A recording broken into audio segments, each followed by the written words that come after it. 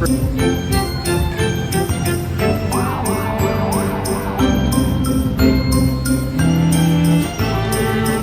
guys.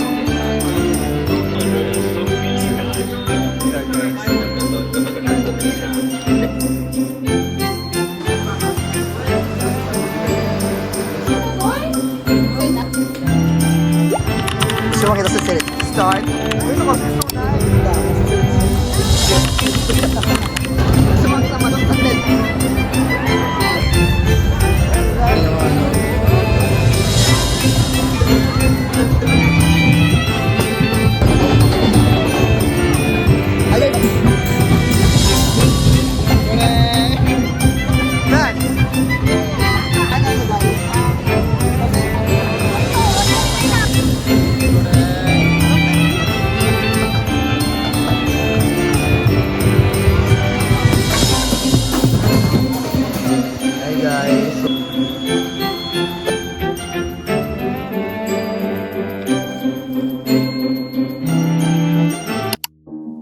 Hello everyone and welcome back to the new video. This is our vlog 14 and this happened after our Balijan summer vacation.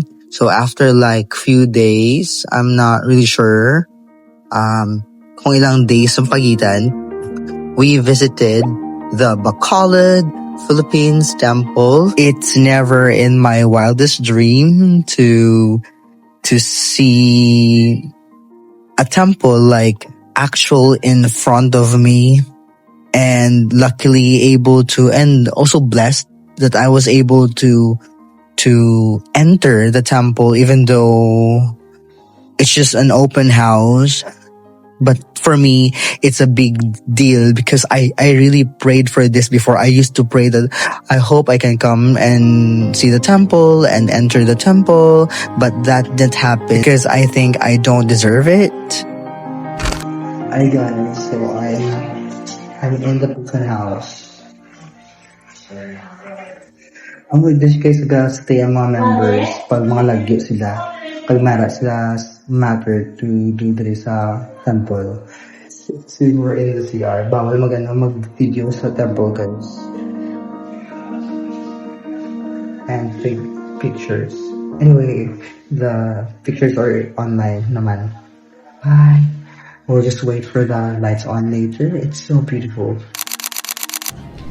This is what the temple looks like when the lights are on. It's so beautiful. This is one of the reasons why I came back to see how the temple looks like at night, aside from feeling the Holy Spirit, feeling Jesus Christ and Heavenly Father, feeling the heaven-like feels. And also it's calming talaga kasi guys if you visit the temple. And I don't know the magical feels, the calmness. It's so beautiful. Parang it's like you will not feel any problem. It feels like you are complete when you're in the temple. Everyone is smiling, everyone is kind. But ang sarap-sarap talagang mabuhay pag ganito yung mundo, ano. So I visited again for the second time kasi the last time I came here was at noon, so tirik yung araw. Makikita niyo naman sa previous video ko, naka-blue ako. Tapos may umbrella. Naka-blue ba ako nun? Hindi ako sure, pero naka-gray ata. Tapos may umbrella ako na blue. So, tirik yung araw. And I visited back and brought Katas para mapa-experience ko din sa kanya kung ano yung feel ko when I first entered the temple. And also guys, it's an opportunity kasi nga after the open house, hindi na yan mag-open ulit kasi it's a sacred place and only Latter-day Saints can come and perform ordinances. So yun, that's why at least God is giving us the chance to meet Him in the house. Kasi nga, syempre, ako sabi ko talaga na I'm really unworthy talaga. And it's impossible for me to enter the house after its dedication. So I'm really really glad na mayroon palang mga ganito na may open house. So if I just have a lot of money, I will always go to the temples na magkakaroon ng open house or maka-build lang. Kasi ang sarap talaga. My favorite place. Actually, favorite ko naman lahat. Pero yung na-feel ko talaga no, yung presence ni Jesus Christ tsaka ni Heavenly Father was like the celestial room. Doon talaga, grabe talaga. Yung first enter ko, iyak talaga, girl. Tapos favorite ko din yung yung baptism room. Kasi nga syempre yung mga loved ones ko na namatay na, pwede ko pa silang pwede pa silang maging member, and then ma-save. Diba? Ang galing talaga. Tapos, favorite ko din yung yung ceiling room. Yung ceiling room ba? Yun ba yung may yung mirror?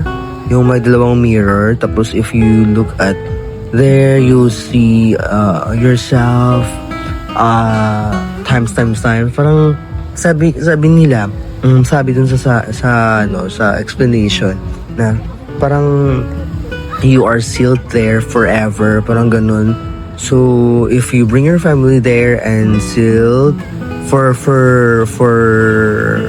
eternal, talaga ang sarap sa feeling na imagine mo na you can be with your family forever and ever. Amen. Parang ganun talaga. So favorite ko din yung feeling na yun. So ayun na nga. So after we visited the temple, we went straight to Silay para kumain kasi nga nagutom na kami. So it's dinner time. So we went to Silay City, naghanap kami ng food, tapos kumuha ng mga videos, take photos, pero medyo gabi na. And so yun, this is our temple visit. Ang saya sa talaga. I have a question. Is it still allowed to outsider or non-member or members to enter the temple ground? Kahit hindi na po sa temple, yung sa ground lang po, yung sa palibot lang po, pwede po bang pumasok doon? Tanong ko lang po sa mga members dyan, if you have an idea, please comment down below. We stop here at Bacolod. Choose the correct answer. Nice. So we ordered the two pansits, and then tatlo baintain buto. So after traveling for an hour or two, we reached La Carlota City. So we're here para magsindi sa papa ni Gatas kasi originally Gatas' father's origin is from La Carlota City. So alongside it, we're here na din para mag-miesta for their Pasalamat Festival. And this is the house of Gatas' Lola. This is where we slept during the Pasalamat Festival. And the accommodation was really, really good. I'm so happy that I met his family at his father's side. So the people there they were so good and hospitable. The foods were good. Yes, I love the food. Masarap din sila magluto. So yun. So later I'm gonna show you the Pasalamat Festival. So we're going out later para manood ng festival and street dancing. So since mahaba-haba pa yung chika namin dito ni Gatas, let's go back to my religion. So actually, before I became a Latter-day Saints or LDS, or commonly they say Mormon, I was baptized as a Catholic. But I'm okay with any religion naman. Yeah, I'm okay with any religion as long as they are kind and compassionate. So I'm okay with that. It depends naman siguro kung paano yung tao nakikitungo sa kapwa-tao, diba? So it's not about the religion. But kaysa na naman ako pwede. Kasi I believe naman in the Holy Spirit, the angels. I believe in the Son, Jesus Christ, who saved us, our Savior, and also to Heavenly Father, to the Lord, to the God. So, yun. Basta, I'm okay with any religion. Ayun, may manok. Narinig ito. But never mind about that one. We cannot control that. So going back. So I'm okay with any religion. What I believe is how people treat other people. So how kind they are, how humble they are. So yun, another manok na naman. So that is how I believe, because I believe that if a person is good with how he treats or how he treats other people, so that is God. Because God is a good person. He's always kind, he's humble, he's helpful, he's compassionate. So that's what I believe. Not really about the religion. But I'm not saying that religion has no bearing in this world. Actually, it has. Kasi when I was still active in the church and the Latter-day Saints, or sinasabi na Mormon, that is where nahone yung talent ko.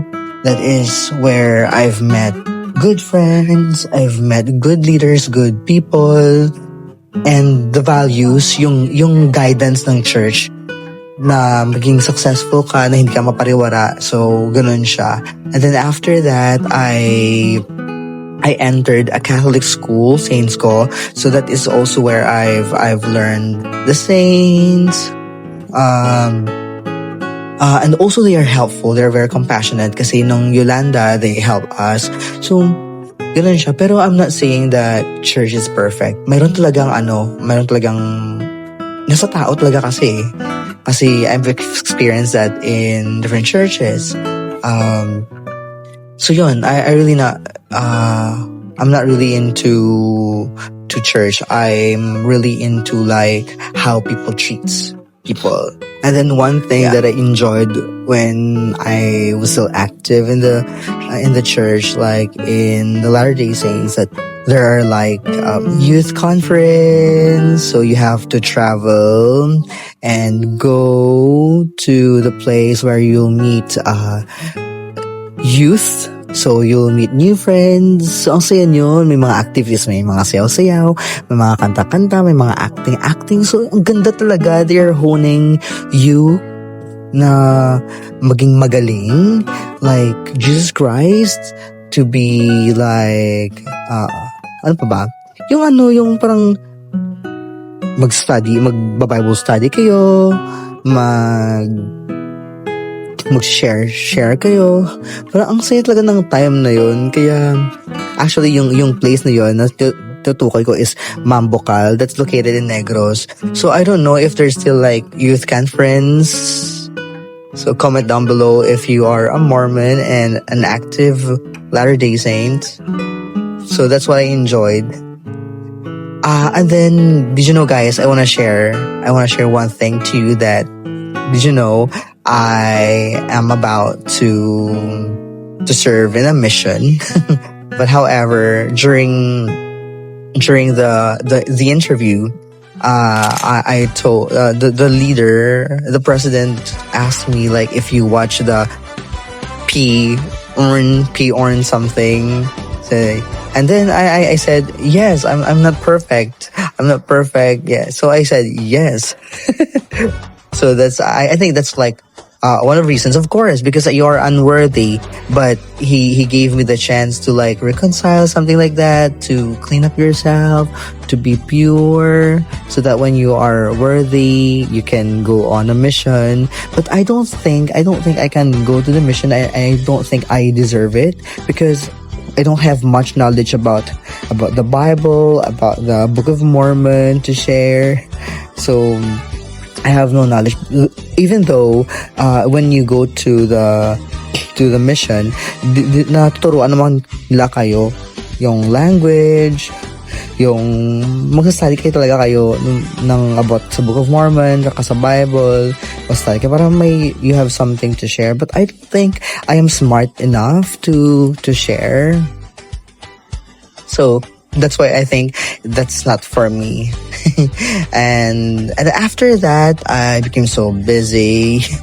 Tapos parang hindi na ako nakabalik sa church. That's why I am trying this time. This time I hope na I can go to church. Pero napasok naman ako sa Catholic church with my partner.